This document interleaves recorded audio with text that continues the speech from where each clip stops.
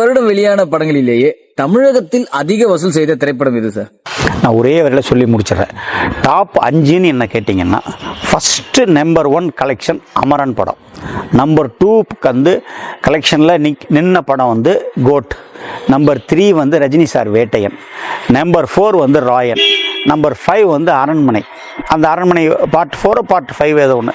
இதான் top 5 sir. நீங்க top 5ல வந்து அமரன் திரைப்படத்தை முதல்லையும் கோட் திரைப்படத்தை இரண்டாம் சொல்லியிருக்கீங்களே, இது நிறைய பேர் ஒத்துக்க மாட்டாங்களே சார்? ஒத்துக்காதவங்களை பற்றி எனக்கு கவலையே இல்லையே. எனக்கு நான் ஏன் அவங்கள பற்றி கவலைப்படணும்?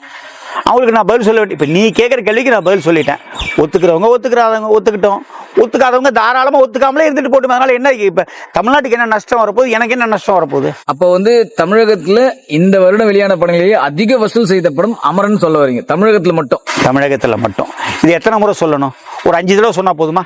கோட் நம்பர் ஆஃப் ஆடியன்ஸை விட இது நம்பர் ஆஃப் ஆடியன்ஸ் கூட, கோட் கலெக்ஷனோட இது கலெக்ஷன் கூட.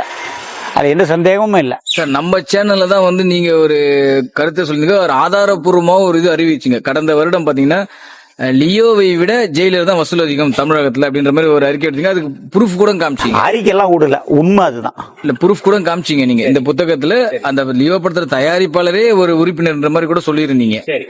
இந்த வருடம் பாத்தீங்கன்னா நீங்க அமரன் தான் முதலிடம் சொல்றீங்க. ஆனா வந்து ஒரு சில ரசிகர்கள் மட்டும் ஏன் அதை அக்செப்ட் பண்ணிக்க மாட்டாங்க? திரும்ப நான் சொல்றேன், இதை அக்செப்ட் பண்ணாதவங்களை பத்தி எனக்கு ஒரு 0.5% கூட கவலை இல்லை. நீ அதாவது எப்படி நான் வந்து இப்போ அந்த தமிழ்நாட்டில் உள்ள எல்லா தேட்டர்லேருந்து கலெக்ஷன் அவங்க லெட்டர் பேட்டில் எழுதி வாங்கிட்டு வந்து கொடுக்கணுமா? நான் எப்படி? எனக்கு ஒன்றும் புரியல. நான் சொல்கிறேன் அமரன் தான் வசூல் கூட. அதை ஒத்துக்கிறவங்க சந்தோஷமாக ஒத்துக்கட்டும், ஒத்துக்காதவங்க 2 சந்தோஷமாக அதை இல்லைன்னு சொல்லிட்டு போகிறாங்க.